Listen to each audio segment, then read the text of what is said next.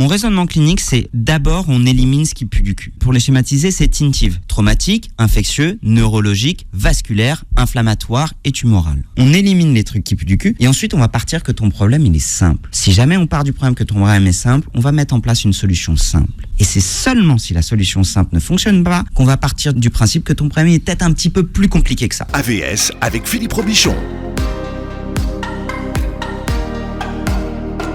AVS, alors je voulais appeler l'émission à votre souplesse. Je me suis ravisé ce matin puisque mon invité c'est Grégoire. Bonjour Grégoire. Salut, ça va Philippe? Voilà, ça va bien. On vous connaît sous le nom de Major Mouvement depuis plus de 2017 maintenant. 2018, tout augmente. Donc vous êtes kinésithérapeute, vous êtes enseignant en thérapie manuelle et vous êtes passionné de vulgarisation médicale. Et aujourd'hui, vous êtes, on va dire, le personnel de santé le plus influent sur YouTube. En tout cas, j'ai une vraie passion pour raconter mon métier et c'est vrai que YouTube, c'est une bonne plateforme pour ça.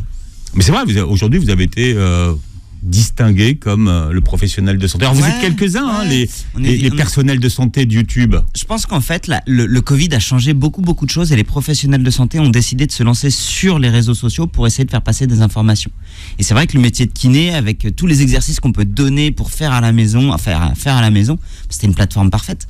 Et j'en profite pour te remercier. Tu sais, c'est aujourd'hui que mon nouveau livre sort. Je sais, ouais. Je me suis battu pour que vous soyez là. Tu rigoles, c'est moi qui ai dit je veux aller chez Philippe dès le départ. Je sais pas si tu te rappelles. Mais je sais. Lors du premier livre, tu m'avais accueilli. On avait passé un super bon moment. Ouais. Et les retours des auditeurs que je salue et que je remercie, s'ils sont encore là, avaient été génial sur les réseaux sociaux. Les Toulousains sont en force, comme on dit. Je sais pas. En tout cas, tes auditeurs, ils sont cool. Ouais. Du coup, j'en profite pour vous dire merci. Ça me tenait à cœur, tu vois, aujourd'hui de commencer pour vous dire merci. Champion du monde. Mais moi, j'étais super content. Je trouve qu'effectivement, faire la rentrée aujourd'hui, c'est avec toi, c'est important. Mais surtout que ton premier livre avait été un phénomène d'édition, mais c'était une surprise quand même. Parce que les livres médicaux, ça marche, mais c'est quand même pas une explosion. J'avoue que j'ai pas énormément de points de comparaison, mais je pense qu'il y a eu un alignement des planètes. Tu te rends compte, pour remettre les choses dans le temps, mon livre, il est sorti entre confinement numéro 1, confinement numéro 2. Moi, j'avais commencé à l'écrire avant même qu'on entende parler du Covid. Et mon livre, ça porte sur quoi? Soignez vos douleurs à la maison. Au moment où le monde entier est touché par une pandémie. Donc, il y a eu je pense, à la fois une grande demande, un timing de dingue. Et je me suis dit, en fait, moi, ma philosophie depuis le départ dans mon métier de kiné, c'est on peut traiter le corps humain avec des choses simples. Et mon premier livre, 10 clés pour un corps en bonne santé, c'était ça. Ouais. Comment est-ce qu'on peut entretenir des douleurs de dos quand on est à la maison? Comment est-ce qu'on peut perdre du poids? Comment est-ce qu'on peut traiter une tendinite? Il y avait eu un vrai sujet là-dessus. Et en fait, j'ai eu la sensation qu'il y avait une forte demande de la part des gens pour se soigner naturellement avec des choses simples qui fonctionnent, qui ont fait leurs preuves. Oui, ça a marché aussi parce que vous êtes arrivé avec un certain nombre d'idées reçues que vous avez, on va dire, fait voler en éclats, notamment sur la tendinite, sur les maux de dos. Et donc, ça changeait un petit peu des vieilles écoles, de tout ce qu'on nous avait dit depuis toujours, notamment des s'immobiliser. On parlait notamment du torticolis, est-ce qu'il fallait mettre une minerve ou pas, enfin plein de choses. Exactement, en fait, les connaissances sur la douleur, les connaissances sur les articulations ont énormément évolué ces 50 dernières années. Et tout à l'heure, je te disais, c'est à moi que tu dis vous, Philippe? Ouais. Tout à l'heure. Ouais, non, c'est parce que moi je suis... Ça la fout mal si moi je te dis tu. Non, je vais dire tu. J'ai dit tu, mais c'est vrai que la convention, c'est qu'à la radio, on se dit vous. Pardon, pardon. Mais vas-y, on y va, on se dit tu. Entre Toulousains, on peut. Ouais. Mais tu vois, il y a ce truc où ces informations, nous, en tant que pros de santé, on sait qu'elles ont évolué à la lumière des études scientifiques depuis 30 à 40 piges. La seule chose, c'est qu'on n'a pas forcément... on s'est pas forcément lancé sur les gros canaux de communication pour casser ces idées reçues. Et tu sais, c'est pour ça que j'avais autant apprécié de discuter avec toi, c'est que quand je te donnais ces informations, tu disais « Ah ouais, cool, Greg, ça m'intéresse », alors que parfois, ça peut m'arriver, je dis un truc, puis parfois, à des gens, ils l'entendent pas en fait. Ils l'entendent pas parce qu'ils ont tellement d'idées reçues. On m'a toujours dit qu'il fallait ne pas bouger sur un lumbago, on m'a toujours dit que le dos, fallait surtout pas se pencher en avant. Du coup, je ne le fais plus, j'ai mal et j'arrive pas à m'en sortir.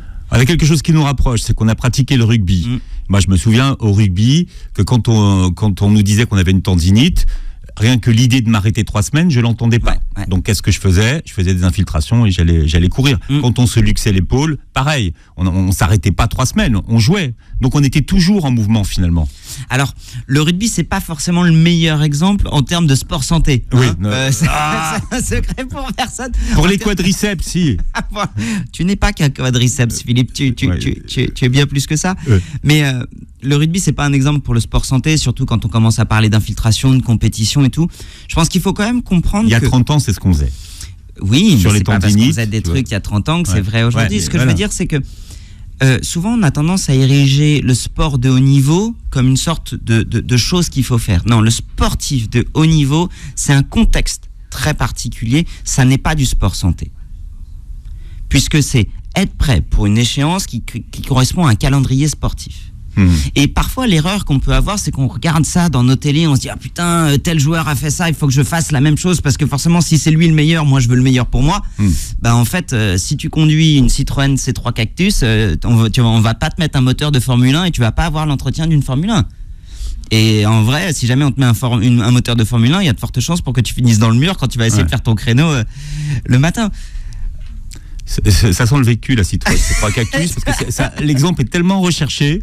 J'ai les petits bumpers noirs sur le côté, parce que j'en ai marre qu'on m'ouvre la portière dans les portes. Le nouveau livre s'appelle Le Grand Guide Majeur Mouvement pour soigner vos douleurs. C'est aux éditions Marabout. Alors, c'est quoi le Grand Guide exactement ? Le Grand Guide pour soigner vos douleurs, donc il sort aujourd'hui. C'est que si le premier livre permettait de comprendre ce que c'était un corps en bonne santé, ok, perte de poids, posture, machin et tout, celui-ci, il est concret. C'est une boîte à outils. C'est un couteau suisse. C'est-à-dire que si tu as une tendinite du genou, c'est pas pareil qu'une tendinite d'Achille, qui est pas pareil qu'une tendinite du moyen fessier. La tendinite d'Achille, on va la retrouver principalement chez des populations de coureurs de 30 à 50 ans. La tendinite du moyen fessier, on va plutôt les retrouver chez les gens qui sont en surpoids, avec un petit peu d'arthrose, qui ont plutôt entre 50 et 70 ans. Donc le principe de la pathologie est le même, mais les modalités de traitement ne sont pas les mêmes. La hernie discale cervicale, c'est la même chose qu'une hernie discale lombaire. Et pourtant, c'est pas le même mode de traitement. Et j'irai même plus loin. Certaines hernies discales vont être améliorées par le travail en extension, quand tu amènes la tête en arrière ou le dos en arrière, tandis que d'autres vont être améliorées par le travail en flexion. Ce grand guide, c'est être capable de mettre un visage sur ta douleur. Je te pose des questions. Il y a un arbre décisionnel dans mon livre. C'est un livre interactif, donc voilà. Exactement. Ouais. Et du coup, tu comprends à chaque fois, à la fois, tu rentres un peu dans ma tête. Et ça, je le schématise par des schémas explicatifs. Est-ce que tu as plus mal quand tu es assis pendant longtemps ? Est-ce que ta douleur, c'est plutôt une barre horizontale ? Est-ce que cette barre horizontale, elle est associée à des douleurs la nuit ? Ah, si c'est des douleurs la nuit, je te conseille d'aller consulter. Si ça n'a pas de douleur la nuit, et si le matin, tu as un verrouillage matinal qui dure moins d'une demi-heure, ça ressemble à quelque chose de mécanique. Mécanique, ça va bien répondre au mouvement. Et c'est ce mouvement-là. Est-ce que quand tu le fais, c'est mieux ? Cool, on va aller dans cette direction. Et c'est ce mouvement-là, c'est moins bien ? Ok, pour l'instant, ton dos, il ne le tolère pas bien, mais on va continuer à avancer. En fait, donc, arbre décisionnel, c'est ça qui permet finalement de vous conduire jusqu'à ce que vous devez faire à peu près. Exactement. Il y a 8 arbres décisionnels pour le mal de dos, pour les douleurs cervicales, pour les douleurs d'épaule, pour les douleurs de membres supérieurs, coudes, poignets, mains, pour les hanches et le bassin, pour les genoux, chevilles et pieds, pour les chocs. Si jamais tu as une entorse, une déchirure musculaire, une fracture, qu'est-ce que tu dois faire ? Évidemment, si tu as une fracture, tu vas pas ouvrir mon bouquin, mais juste je t'explique comment tu vas bien cicatriser une fracture.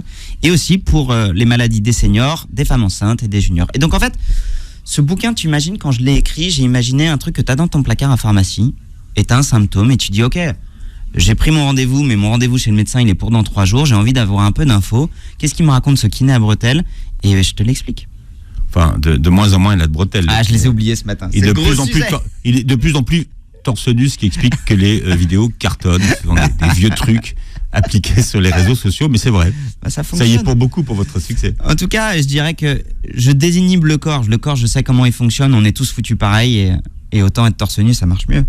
Bien, alors ensuite il y a la partie traitement, une fois qu'il y a la partie diagnostic qui est faite, et donc là aussi vous proposez plusieurs alternatives de traitement. Évidemment, alors sur la partie diagnostic, je l'explique bien, on est dans le cadre d'un bouquin, je suis pro de santé, le diagnostic est posé par un médecin, mais au moins je jalonne le truc pour savoir quand il faut consulter, quand ça a l'air d'être bénin ou quand c'est une urgence absolue. Pour la partie traitement, en effet, il y a à chaque fois 3 types de traitements. Le premier que j'ai appelé le game changer, vraiment le truc qui change la donne rapidement. Soit ça va être une explication typiquement sur l'arthrose, un cas typique de gens qui souffrent d'arthrose, c'est ok, j'ai de l'arthrose, faut que j'arrête de bouger. Non, quand tu as de l'arthrose, ce qui fonctionne, c'est d'éviter les montagnes russes. Je bouge pas du tout pendant 3 jours, au contraire, j'ai fait une randonnée, j'ai marché 4 km, j'ai mal partout. Non, en fait, ton corps, il a besoin de régularité quand tu as de l'arthrose. Donc le game changer, c'est cette info-là, si tu te l'appropries pour tes pathologies, ça va aller mieux. Parfois, ça va être un mouvement, parfois, ça va être une explication, parfois, ça va être un renforcement. Ensuite, il y a une partie pour se détendre. Parce que je sais que certains n'aiment pas bouger. Je le sais, je le vis tous les jours sur le terrain en tant que kiné depuis 12 ans. Il y a des gens, ils ont mal, ils ne veulent pas bouger. Dans leur construction, ils ont compris qu'ils sont mieux à ne pas bouger. Et ben pour eux, j'ai des solutions. Qui sont plutôt des solutions à court terme, mais pour se détendre. Mais en même temps, toi comme moi, ça nous est déjà arrivé d'avoir un mal de tête. Quand tu as mal à la tête et que tu as besoin de bosser, tu prends un cachet et ça va mieux. On va pas en faire tout un fond. Donc, pour détendre, un massage, un étirement, un automassage, ça marche assez bien, la réponse est rapide. Mais moi, ce qui m'intéresse, c'est pour reconstruire. Ok, on a identifié ton problème. Tout à l'heure, j'ai dit, allez, une tendinite d'épaule. Une tendinite d'épaule, est-ce que ça vient d'une névralgie cervico-brachiale ? Je t'explique comment tu peux savoir si ça vient des cervicales ou si ça vient vraiment de l'épaule. Si ça vient de tes tendons de la coiffe des rotateurs, quel mouvement tu peux faire ? Et ainsi de suite pour aller mieux et à quel moment il est nécessaire de consulter. Bien. Alors, pour qu'on comprenne bien, il y a beaucoup de gens qui nous écoutent, par exemple, qui trimballent un mal de dos depuis des années. Beaucoup de taxis. De chauffeurs qui m'avaient... Tu sais, parfois, j'ai beaucoup de déplacements à faire dans la journée et je prends ce type de transport et ils t'écoutent. Et d'ailleurs, j'en profite pour leur passer le bonjour et qui me disent, mais moi, je suis taxi, je suis assis entre 16 et 18 heures par jour, qu'est-ce que je dois faire ? Mon petit conseil, c'est choisissez le confort de l'assise. Choisissez pas forcément tout de suite le modèle de la voiture, choisissez le confort de l'assise. Si jamais vous avez déjà une bagnole et dans laquelle vous n'êtes pas confortable, vous avez la possibilité, avec une bouteille d'eau, avec une serviette, de modifier la courbure de votre dos juste pour avoir quelque chose dans lequel vous êtes plus confortable.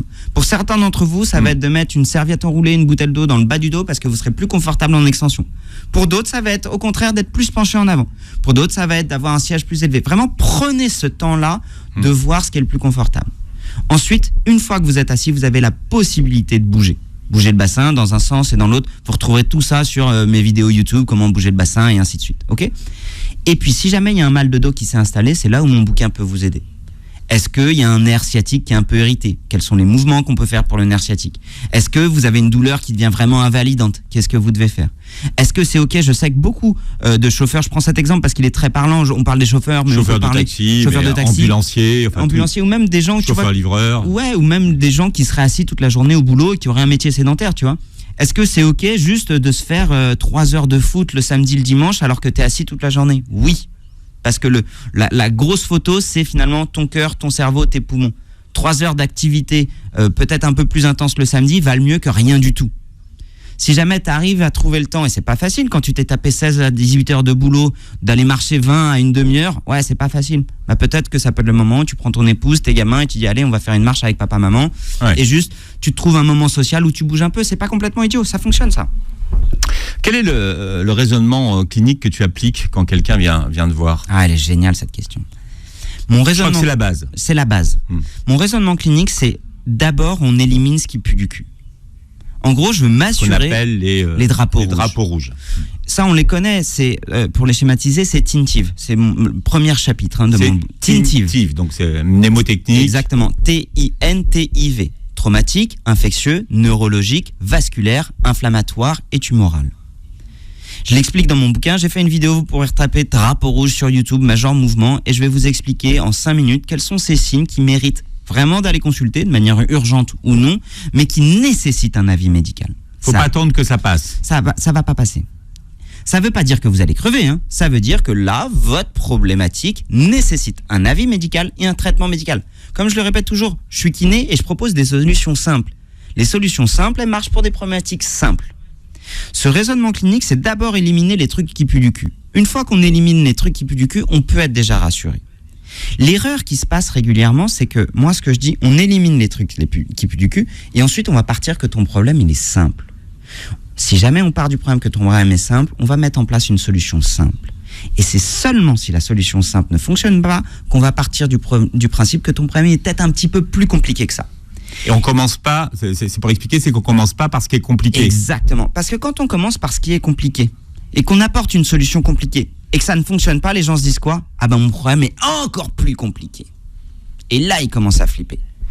Et il y a une punchline sur les spécialistes. Le spécialiste est celui qui sait de plus en plus de choses sur un domaine de plus en plus restreint, jusqu'à tout savoir sur rien. Exactement. Et tu sais, moi, je m'entoure de beaucoup de spécialistes et eux-mêmes, ils me disent, tu sais, ce qui est difficile, Grégoire, c'est que quand les gens viennent nous voir, souvent, ils viennent nous voir en fin de parcours et si nous, on ne trouve pas, ils ont l'impression d'être des causes perdues. Or, en fait, il faut comprendre qu'un spécialiste, son job, c'est... Là, je te vois, bon, les gens ne nous voient pas, mais t'as tes oreillettes, t'as tes cheveux longs et t'as un pull vert.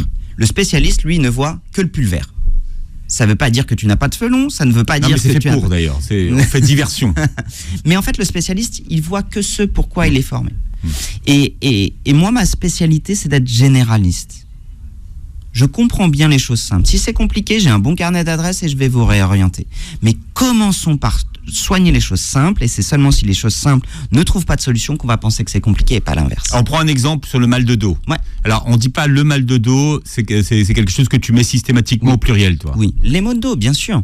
On est tous différents. L'erreur qu'on pourrait avoir tendance à dire, et les médias se sont vraiment jetés sur ce truc, c'est un problème de posture. Franchement, si c'était seulement un problème de posture, on aurait réglé le problème depuis longtemps, non ? Tu vois, ce serait comme de dire, en vrai, il suffit juste de se tenir droit pour pas avoir mal au dos. Ok, bah les gens ont encore mal au dos et ils se tiennent droit, c'est quoi le bordel ? En fait, la posture, de ce qu'on sait aujourd'hui, on a beaucoup d'études scientifiques qui sont là-dessus, pas de lien entre la mauvaise posture et le mal de dos. Ah, il est où le bordel alors ? Le bordel, c'est qu'en fait, la posture, c'est juste la conséquence d'être assis 8 heures par jour. Et là, c'est plus la même limonade. En fait, le problème, c'est d'être assis 8 heures par jour. Et le fait d'être assis 8 heures par jour fait qu'en effet, au bout d'un moment, on va se mettre dans une position qui est plus confortable. Et c'est OK, en fait. On va juste pas dépenser beaucoup d'énergie pour se tenir droit, alors que ça n'a pas d'intérêt. Notre corps est pas con. Donc, en fait, le problème, c'est plutôt notre manque de variété de mouvements qui nous emmène des douleurs. OK. Maintenant, ça n'empêche pas d'avoir des pathologies associées. Si à un moment donné, tu as une fracture vertébrale sur un plateau de rugby et que tu n'as pas fait de rééducation, il est possible que ton corps il ait perdu la capacité de bouger, qu'il ait envoyé des messages douloureux, et ton mal de dos ne sera pas le même que moi si jamais, par exemple, moi au contraire, j'ai un dos qui est trop souple. Et c'est pour ça que je trouve ça fascinant, et moi ça fait 12 ans que je suis là-dedans, j'enseigne, c'est d'expliquer qu'il n'existe pas un mal de dos, mais des maux de dos. Et c'est pour ça que dans mon bouquin, je te pose des questions, en fait, mais vraiment au lecteur, en fait. Moi, j'adore la technique de l'animal. Ouais. On verra tout à l'heure ce que c'est. Voilà, donc vous le connaissez tous sous le nom de Majeur Mouvement. Il publie aujourd'hui son deuxième livre, s'appelle Le Grand Guide Majeur Mouvement pour soigner vos douleurs, aux éditions Marabout. On était en train de voir les étapes finalement aujourd'hui pour aboutir à un diagnostic précis. Tu commences par ce qui est simple, et ensuite, parce que quand quelqu'un dit j'ai mal au dos, est-ce qu'il sait précisément où il a mal au dos et où elle est la douleur ? Non. En fait, le dos, c'est le parent pauvre de l'information de notre corps. Déjà, la douleur n'est pas une information fiable. Si vous voulez, le meilleur exemple, c'est le goût. Si je te donne une orange, ce que tu ressentiras dans ton palais, c'est pas ce que je ressentirai dans mon palais. Y compris si on se roule des pelles. C'est pas prévu, mais c'est dire que on n'a pas les mêmes sensations. Je te vois. Et dans la vie, quand vous êtes animateur, il y a ce qu'on appelle des grands moments de solitude radiophonique. Je savais que j'allais l'avoir avec cette métaphore. Ah. Non. Et au niveau du dos, on va rester sur la cactus. Donc l'orange. En fait, au niveau du dos, on n'a pas tous les mêmes sensations.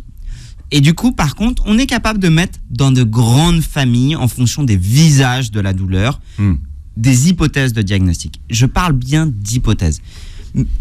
Avec 12 ans de pratique, je ne crois pas dans la notion de diagnostic. Je crois dans la notion d'hypothèse de diagnostic. C'est le traitement qui confirme un diagnostic. Écoutez, c'est passionnant.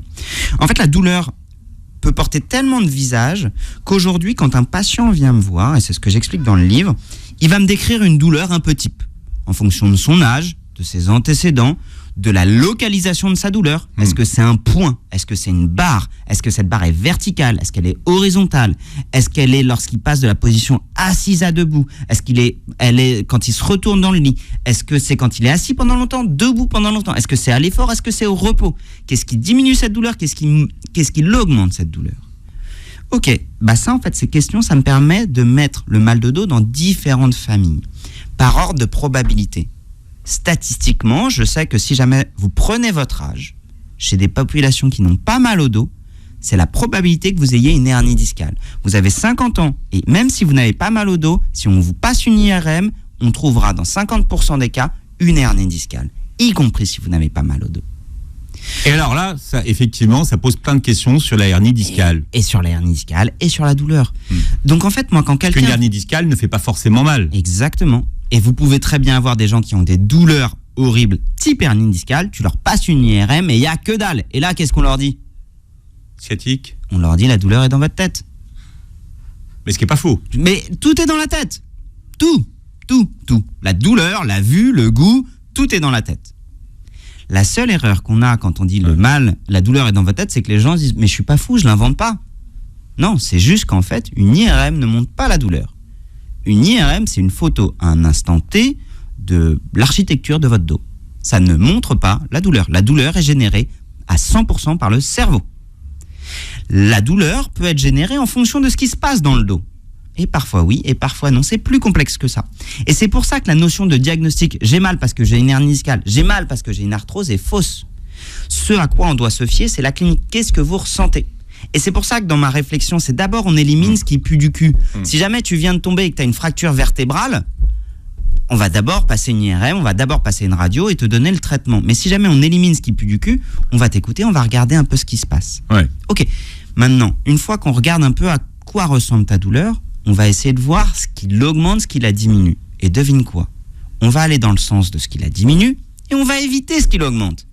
Et c'est pour ça que cette notion de essai-erreur, elle est fondamentale. En fait, juste, qu'est-ce qui se passe dans ta vie qui fait que ton dos est amélioré ? Et c'est pour ça que c'est passionnant. En fait, dans le livre, c'est pas à pas, c'est ça qu'il faut comprendre. Voilà, on tâtonne. On tâtonne ouais. Et on fonctionne par ordre de probabilité.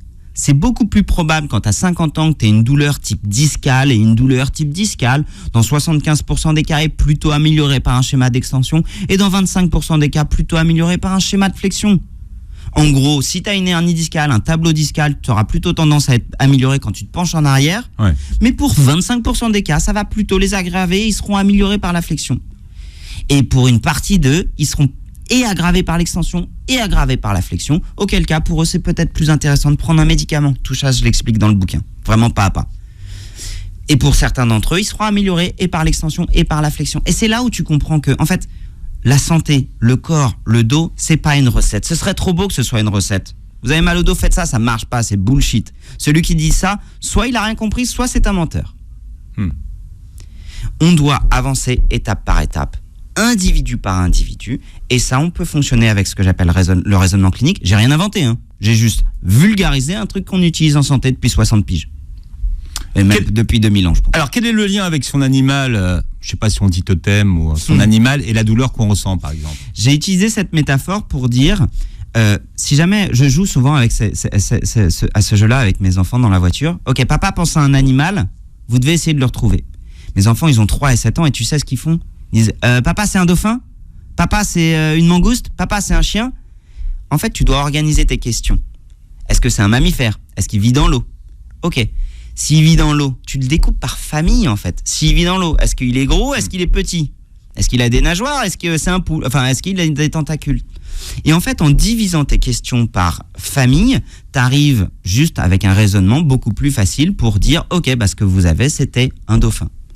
Et c'est ce que j'explique dans le premier chapitre. En fait, quand tu parles de douleur, pour utiliser ce raisonnement, tu vas utiliser cette même logique. En fait, je te pose des grandes questions familiales qui me permettent en une question de savoir si c'est plutôt un dauphin ou si c'est plutôt un rhinocéros. Ok, est-ce que tu as mal le matin pendant plus de 2 heures, ça te réveille la nuit et tu as du mal à te rendormir ? Ok, ça ressemble à quelque chose de plutôt inflammatoire, auquel cas la réponse, elle sera probablement de l'ordre du médical avec un médicament, peut-être avec un avis médical. Est-ce que quand tu as des douleurs, c'est plutôt lorsque tu as fait 1h30 de foot et ta douleur, elle est plutôt au niveau des épaules et dans le bas du dos et c'est calmé par le repos, ça a l'air d'être mécanique. Ok, si c'est mécanique, tu vas bien répondre aux étirements et au renforcement. Ok, c'est quoi ton sport ? Mon sport, c'est le trail. Ok, probablement qu'on va regarder un peu quel type de terrain tu cours, comment tu t'entraînes, est-ce que tu as fait des exercices de gainage ou des exercices de renforcement pour répondre au trail, ou est-ce que c'est le football et tu as plus de chances d'avoir une pubalgie ? Et en fait, tu vois, quand tu mets les choses par famille avec des mots simples que les gens connaissent, ça permet de mieux identifier ces douleurs et non pas de se dire que l'animal auquel tu pensais, c'était un suricate des Carpates qui envoie d'extinction depuis 25 ans et un truc improbable. Alors, en cas de douleur, on consulte qui en première intention ? Un médecin généraliste. La réponse est simple, hein. Parce qu'aujourd'hui, et c'est ce que j'explique toujours, je suis kiné, je connais mon champ de compétences, c'est le musculo-squelettique. Mais quelqu'un qui a une douleur, d'abord doit s'assurer avec quelqu'un qui est compétent, un médecin généraliste, de s'assurer que c'est pas autre chose. Quand le médecin généraliste dit ok, en fait vous avez aucun signe de gravité, vous allez voir un kiné, un coach sportif, un coach en APA, un ostéo qui va vous faire du bien, ok. Mais d'abord il faut un avis médical à mon sens. Après ça va dépendre évidemment, si c'est une petite douleur bénigne qui dure depuis 5 ans, je pense que ça doit être bénin. Mais je pense que l'avis médical est toujours important. Est-ce qu'il faut laisser la douleur s'installer ? Les gens s'habituent à la douleur, hein, et finalement leur façon d'accepter, leur acceptabilité à la douleur augmente avec le temps. Je pense qu'il y a douleur et douleur. Surtout les gens qui ont mal au dos ou au coude. Ouais, en fait, il y a douleur et douleur. Est-ce qu'on doit laisser la douleur s'installer ? Je dirais non. Est-ce qu'il faut forcément s'alarmer si on ressent une douleur ? Non plus. La règle de la non-douleur, elle est fausse. On aura mal à un moment donné de notre vie. Il faut peut-être juste se poser la question, en fait, quelle place a cette douleur dans ma vie ? Est-ce que cette douleur devient invalidante ? Est-ce que cette douleur m'empêche de faire les choses que j'aime ? Est-ce que cette douleur a un rôle sur mon moral ? On le sait aujourd'hui, ça, ce sont autant de facteurs de risque, de passage à la chronicité de la douleur, de passage en dépression, de passage juste à arrêter de faire les activités que je veux. À l'inverse, au moment où je te parle, j'ai une petite douleur au niveau des cervicales et c'est ok, tu vois, si je dois la coter de 0 à 10, elle est à 1 sur 10. Elle me gêne pas, je la connais, elle est liée à une entorse cervicale que j'ai eue au rugby il y a 7 ans, je la connais. Elle est là, elle m'accompagnera, elle va pas m'empêcher de vivre et j'ai vécu des belles années sur un terrain de rugby, c'est ok, tu vois. Donc je pense que on peut s'accommoder à des douleurs au même titre qu'on s'accommode à des rides ou à des cheveux blancs. À partir du moment où elles deviennent insupportables ou qu'elles nous minent le moral, qu'elles nous empêchent de faire des trucs, on peut essayer de se bouger le cul pour essayer de changer les choses. Bon, c'est la rentrée, il y a ce qu'on appelle des sujets qu'on doit traiter à la rentrée, par exemple la scoliose. Cartable, là aussi ce sont des sujets sur lesquels la façon de les traiter ont beaucoup évolué ces 20 dernières années. Vous, dans l'achat du cartable des enfants, qu'est-ce que vous conseillez ? En vrai, je suis désolé, je vais vraiment casser des idées reçues là-dessus. La scoliose, on ne sait pas d'où ça vient, mais on sait que ça ne vient pas du cartable. Ouais. Le cartable ne va pas aggraver Et le poids du cartable. Je sais que j'ai des gosses, hein. Je ne leur souhaite pas d'avoir des sacs à dos qui leur font mal au dos parce que je ne veux pas que mes gosses souffrent. Mais c'est pas parce qu'ils ont un sac à dos lourd que c'est mauvais pour leur santé. En fait, ce qu'on sait aujourd'hui, la problématique du dos de nos gamins, elle est plus, une fois de plus, d'être assis sur des bancs de l'école toute la journée que de porter un cartable 3 fois une demi-heure dans la journée. On en revient à la sédentarité, quoi. Exactement. Ouais. Donc en fait, probablement que la meilleure solution pour vos enfants, aujourd'hui, elle n'est pas d'essayer d'alléger le cartable, mais plutôt de s'assurer qu'ils aient un espace de jeu, qu'ils passent moins de temps sur leur téléphone, parce que ça, c'est un autre problème qui dépasse largement la kiné, mais qui prend beaucoup plus profond, de s'assurer qu'ils aient un sport de loisir dans lequel ils soient épanouis, dans lequel ils vont se faire des potes, dans lequel ils vont prendre le goût de bouger, et ils vont avoir la musculature pour encaisser le port d'un cartable. C'est contre-intuitif, hein. On va dire, il dit n'importe quoi ce kiné, il dit qu'on peut charger le dos de nos gamins. Je vous dis juste, en fait, aujourd'hui, c'est un sujet qu'on a bien étudié, et les gamins qui portent des sacs à dos lourds n'ont pas plus de scoliose. La scoliose, on ne sait pas d'où ça vient. Ce qu'on sait, c'est que dans 75% des cas, c'est probablement la génétique. Dans 25% des cas, c'est des cas plus compliqués d'atteinte au niveau du cerveau qui donnent des conséquences scoliotiques. Les sacs sur le dos, sacs à roulettes, sacs cartables. Le confort de l'enfant, l'épanouissement de l'enfant. S'il est bien avec un truc à roulettes, qu'il lui mette des roulettes. S'il est bien à porter son sac à dos lourd, qu'il porte un sac à dos lourd. Je pense que à mon sens, c'est un peu un faux sujet de la rentrée. Désolé, hein. Ouais. Donc faites ce que vous voulez, prenez le cartable qui vous plaît. Ouais, prenez le cartable qui vous plaît, à vous, à votre gamin, et le sujet, il est ailleurs. Finalement, ça changera rien. Non, ça changera pas grand-chose. Grégoire, alias Major Mouvement, est notre invité aujourd'hui, kinésithérapeute, et vous publiez aujourd'hui votre nouveau livre, s'appelle Le Grand Guide Major Mouvement pour soigner vos douleurs chez Marabout. Alors, il y a des pathologies sur lesquelles tout a beaucoup changé, notamment les tendinites ces 20 dernières années, mais il y a plein d'autres pathologies qui ont beaucoup évolué. Oui, la tendinite, je pense que c'est vraiment une idée forte où pendant longtemps on disait si tu as une tendinite, il faut te reposer, t'étirer, mettre du froid. C'est le tendon qui a été trop sollicité.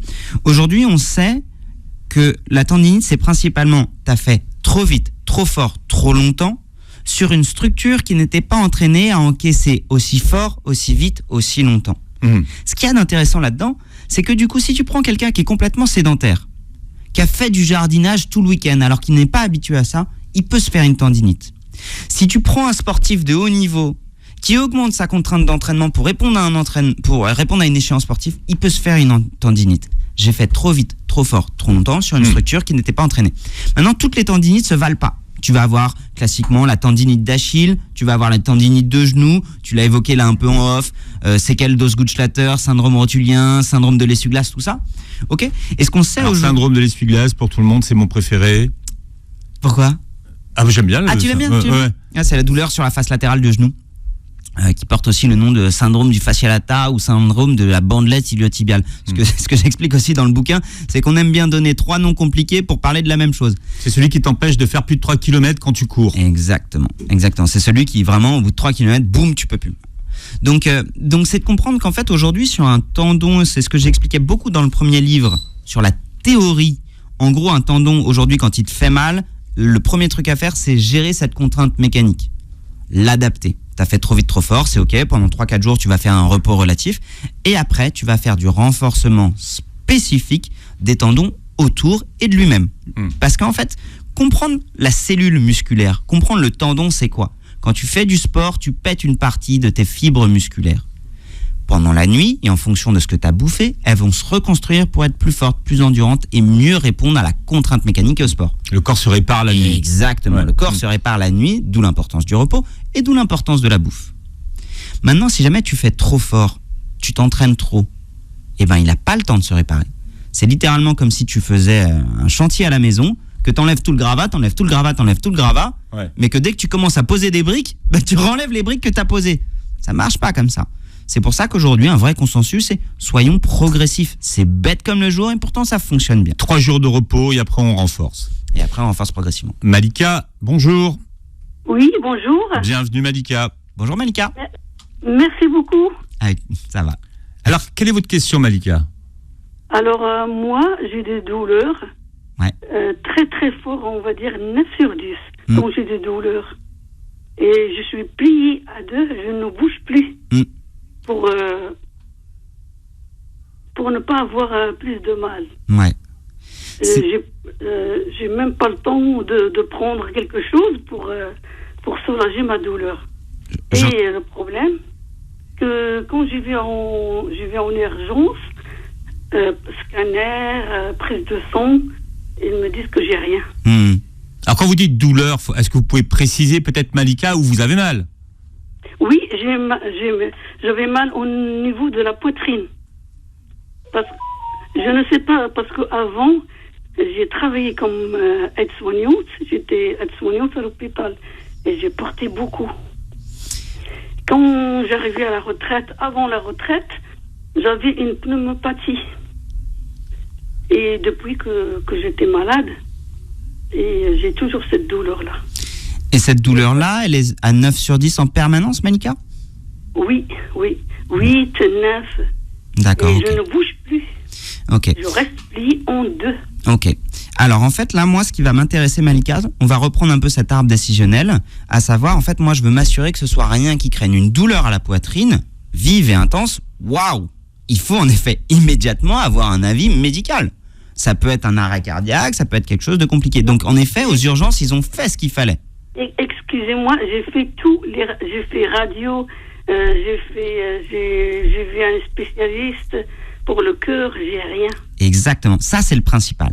On a éliminé ce qui faisait peur. Parce que quand on a quelqu'un qui vient nous voir avec une douleur antérieure de poitrine, waouh, c'est pas un kiné qui doit le voir, c'est un médecin. Là, on a fait tu dis ce qui fait peur, tu dis pas ce qui pue. Exactement. Ah oui, pour Malika, je suis plus poli. Quand on était tous les deux. Je vois qu'avec Malika, tu prends des gants. De faveur.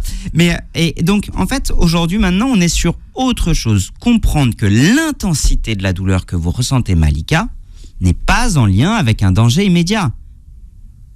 Donc ça veut dire que l'intensité de la douleur que vous ressentez n'est pas en lien avec un problème cardiaque, n'est pas en lien avec un problème pulmonaire. Évidemment, on est d'accord, il faut un avis médical. Là, moi, on prend le cas typique où vous avez vu tous les médecins, tous les spécialistes, et ils vous donnent le feu vert de vous dire, ok, nous, on sait que les poumons sont sains, on sait que le cœur est sain. Ok, bah là, moi, si vous veniez me voir, je vais regarder. Ok, est-ce que cette douleur, est-ce que c'est une douleur intercostale? Les muscles entre les côtes qui peuvent parfois faire mal. C'est assez rare, ça doit m'arriver peut-être 2 à 3 fois par an d'avoir des patients comme ça. L'intensité de la douleur à 8, 9 sur 10, c'est peut-être le cas. Ça peut être un spasme musculaire. Le fait que vous me disiez ce soit en permanence, on pourrait aller regarder les cervicales. Ça peut être parfois une petite irritation d'un nerf qui sortirait au niveau des cervicales ou au niveau des thoraciques qui pourrait nous donner une douleur antérieure de poitrine. J'irai investiguer. Là, on sort un peu des sentiers battus. Vous savez, je vous ai posé la question. On n'est pas au plus simple. On n'est pas au plus simple. On n'est pas au plus simple. Déjà, une douleur antérieure de poitrine, ça nécessite un avis médical. Quand vous vous rappelez, Malika, j'avais dit dès le départ, on part du principe qu'un truc est simple et en fonction de la gueule que ça a, si jamais ça répond pas à quelque chose de simple, ça peut être compliqué. Maintenant, l'intensité de votre douleur, c'est clairement pas ce qui m'alarme. C'était la localisation de votre douleur antérieure de poitrine. J'ai besoin d'un avis médical. L'avis médical dit c'est ok. Maintenant, ça vaut le coup d'aller chercher. Mais je ne suis pas inquiet par cette douleur de 8 à 9 sur 10, Malika. C'est pas quelque chose qui m'inquiète. Bon, et Malika, quand vous avez mal, qu'est-ce que vous faites alors? Je ne bouge plus. Et ça va mieux quand vous bougez plus? Je ne bouge plus et j'attends que ça se passe, mais c'est très, très, très douloureux. Et ça passe au bout de combien de temps, Malika? C'est désagréable. Pendant 10 minutes. Ça ressemble à un spasme musculaire. Des fois, même quand je dors la nuit, et je le sens arriver, je me réveille, je m'assois, je me plie en deux, et j'attends que ça se passe. Et ça passe? Oui, ça passe. Ouais, et quand ça passe, je suis soulagée. Bah voilà, je pense, Malika. Alors, c'est intéressant, mais mon diagnostic, dans votre cas, ok, on a éliminé ce qui pouvait craindre un petit peu. 2 grandes hypothèses. Soit un spasme intercostal qui peut donner cette douleur-là, un peu comme une sorte de point de côté, douleur antérieure de poitrine entre les côtes qui fait très très mal et qui peut faire peur si jamais on pense que c'est un problème cardiaque compte tenu de vos antécédents. Soit peut-être même d'un point de vue émotionnel, on peut avoir des petites crises d'angoisse qui passent en fonction de ce qu'on a vécu dans notre vie qui peut nous donner ce type de douleur-là. Ouais. Mais l'intensité de la douleur ou le schéma, moi, ne m'inquiète pas. Bon, on parle d'hypothèses, hein, Malika. Oui, c'est des hypothèses. C'est pas des consultations au téléphone, mais voilà l'approche que Grégoire a par rapport à ce que vous décrivez, vous, comme symptômes. Voilà, et on est sur des trucs assez spécifiques quand même. Et on vous fait un gros bisou, Malika, 01 53 48 3000. Si vous voulez poser vos questions à Grégoire, 55 douleurs dans votre livre. Alors, il y en a une qui m'intéresse, c'est l'aponevrosite plantaire. Oui. La fameuse aiguille sous le pied. Épine sous le pied, ouais. Très fréquente qu'on va retrouver chez 2 types de populations. Là aussi chez certains sportifs, mais plus fréquente chez les gens plutôt en surpoids, qui vont se réveiller le matin et le premier pied qu'ils posent au réveil, ils prennent une décharge sous le talon. Et donc là, souvent, ce qu'on va leur faire, c'est une radio. Et qu'est-ce qu'on trouve à la radio? Une épine calcanéenne. En gros, une calcification d'une partie de l'os sous le talon. Et on leur dit, c'est ça qui fait mal. Et puis, c'est logique parce qu'on le voit à la radio. Mais avant, on cassait. Et avant, on cassait. Et donc? Et en fait, ça changeait pas grand-chose. En fait, on se rend compte aujourd'hui que probablement ce qui fait mal, c'est de considérer, c'est ce que j'explique dans le bouquin, ce fascia plantaire. Vous l'imaginez, ce fascia plantaire, c'est un peu comme le filet d'une raquette de tennis, ok? Et ben, vous imaginez que ce filet, avec le temps et avec une augmentation des contraintes dessus, il devient plus sensible, un peu plus douloureux. Et ben, ce qui marche le mieux, c'est de retendre le filet. Ce qui marche le mieux, c'est du renforcement des muscles des pieds. On peut l'associer à du neurodynamique. Hyper intéressant. Alors, neurodynamique, il y a 2 choses. En quoi est-ce que la neurodynamique a-t-elle changé votre vie, ta vie et la vie de beaucoup de gens? La neurodynamique, neuro pour nerf, dynamique pour bouger le nerf. Ce qu'on sait aujourd'hui, accrochez-vous, c'est hyper intéressant. On peut avoir des douleurs au niveau de la cheville, du genou, de la hanche. On pense que c'est les tendons, or c'est les nerfs. On peut avoir des douleurs au niveau de la main, du poignet, du coude, de l'épaule. On pense que c'est les tendons ou les articulations, or c'est les nerfs. Comment est-ce qu'on fait pour le savoir? Quand c'est le nerf qui fait mal, on met en tension le nerf. Si quand on met en tension le nerf, ça reproduit les symptômes, il y a de fortes chances pour que ce qui fasse mal, ce soit le nerf. Est-ce que je vous conseille de faire ça tout seul? Non. Est-ce que je vous conseille d'aller voir un professionnel de santé pour qu'il fasse avec vous? Oui. Est-ce que dans le bouquin, je vous montre comment est-ce qu'on fait pour mettre en tension les nerfs et possiblement pour les traiter? Oui. Et là, encore une fois, ce même principe de essai-erreur. Quand j'essaye, est-ce que ça me fait du bien? Oui. Auquel cas, j'y vais tranquillement et je le fais progressivement avec un avis médical, évidemment. Ou est-ce que quand je le fais, c'est pire ? Ok, ça veut dire que c'est probablement le problème et qu'on va le traiter ensemble. En fait, ce qu'il y a d'intéressant, c'est que tant qu'on n'a pas mis en tension le nerf, on n'est pas capable de savoir ce qui nous fait mal, c'est le nerf. Le nerf sciatique, avec les fameuses sciatiques et les sciatalgies, qui peuvent créer des douleurs dans le haut de la fesse, dans la fesse, derrière le kyste, derrière le genou, dans le mollet et, devine-nous, dans le fascia plantaire. Le nerf crural, avec cette douleur sur la face latérale de cuisse, sur la face antérieure de genou, sur la face interne de genou et sur la face interne de pied, même parfois dans les parties génitales.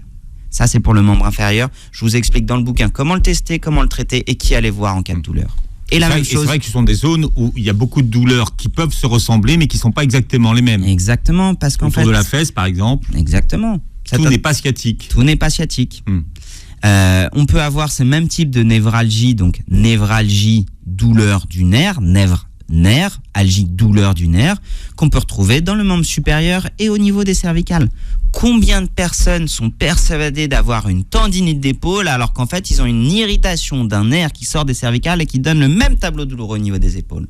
Tant que tu n'as pas éliminé l'origine cervicale de ton problème d'épaule, je n'ai pas la moindre foutue idée de savoir si ton problème d'épaule est vraiment un problème d'épaule. Raisonnement clinique. Les ULNT, qu'est-ce que c'est, Shkoun? Upper Limb Neural Test, c'est de l'anglais. En français, si tu veux bien. Mise en tension des nerfs du membre supérieur. C'est des tests. C'est des tests. Ouais. 4 tests pour tester les nerfs qui viennent du bras, qui partent des cervicales et qui donnent des douleurs dans le bras. Je les montre, c'est du contenu un peu technique. Vraiment. Qu'est-ce que ça donne comme information? En gros, ce que tu as, c'est que quand un patient vient te voir et te dit « j'ai une douleur dans le bras », je vais mettre en tension ces nerfs et je vais être capable de savoir si la douleur, elle est liée à un problème local, de poignet, de coude, ou est-ce que c'est un problème à distance. C'est pour ça qu'on dit souvent le tout est lié. Est-ce que c'est un problème des cervicales qui irradie au niveau du poignet? Ce que j'explique dans le bouquin, c'est que quand vous avez un embouteillage, vous arrivez le dernier de la file dans l'embouteillage. Est-ce que le problème de l'embouteillage, c'est la voiture qui est devant vous? Ou est-ce que c'est l'embouteillage lié à un accident qui est 25 voitures plus loin? C'est ça ce qu'on appelle une douleur irradiante. L'origine de la sortie du nerf, vous imaginez votre colonne vertébrale, vos nerfs ils sortent au niveau de la colonne vertébrale, et bien la douleur, vous pouvez la ressentir 3 articulations plus loin, c'est normal, tout est lié. Quand vous mangez et quand vous chiez, ça sort pas par le même orifice. Normalement. Je vous laisse imaginer. C'est ma jambe en mouvement. Hein. Quand on fait des vues... Bien, je voulais qu'on termine sur la capsulite. La capsulite, parce qu'on m'a beaucoup posé de questions sur la capsulite. Alors, la capsule, c'est quoi? La capsule, c'est un manchon fibreux, c'est un sac plastique autour de toutes nos articulations. C'est ce qui permet la bonne vie des nutriments autour d'une articulation. Ça crée un milieu fermé. Ouais. Il arrive principalement chez les... Non, excusez-moi, ça a été remis en question. C'est pas plus chez les femmes. Chez les femmes et chez les hommes, autour de 55 ans et qui souffrent en même temps de diabète. Gros facteur de risque du diabète sur les capsulites rétractiles. Bref, on a une inflammation de cette capsule HIT, et c'est comme si au lieu d'avoir un t-shirt en M, si vous faites du M, vous mettiez un t-shirt taille 8 ans. En fait, vos articulations vont se bloquer de l'intérieur. Ça fait très mal et vous pouvez plus bouger l'épaule. Première chose à faire, vous consultez un médecin généraliste. Aujourd'hui, des grosses recommandations, c'est de détecter cette capsulite dans les 6 premières semaines et de faire une infiltration. Merci beaucoup. D'abord, en première intention. En première intention, c'est l'infiltration. Ouais. Là, on sait que c'est ce qui fonctionne le mieux pour faire de la distension de la capsule. Et dans un second temps, de faire de la kiné. Et chose surprenante, de faire de la kiné dans la douleur. On a des meilleurs résultats chez des patients à qui on va venir chercher la douleur alors que ça fait déjà atrocement mal, que chez des gens à qui on dit surtout ne bougez pas. Bon, le livre sort aujourd'hui. Montre-le à la caméra, l'émission est filmée. Le grand guide majeur de mouvement pour soigner vos douleurs chez Marabout. 55 pathologiques, vous serez peut-être, je ne vous le souhaite pas, amené à croiser dans vos vies avec des traitements simples et vous savoir quand il faut consulter, quand il est nécessaire. Voilà, vous réécouterez l'émission en podcast sur beurrefm.net, vous verrez l'émission sur la chaîne YouTube de Beurre FM, on vous retrouve sur vos réseaux d'ailleurs. Hein. Exactement, Major Mouvement, Instagram, YouTube. Merci beaucoup pour ton invitation Philippe, merci à tous pour l'accueil que vous m'aviez réservé pour le premier livre et merci à tous. Ça va être encore mieux pour le deuxième et passez une très belle journée santé sur Beurre FM.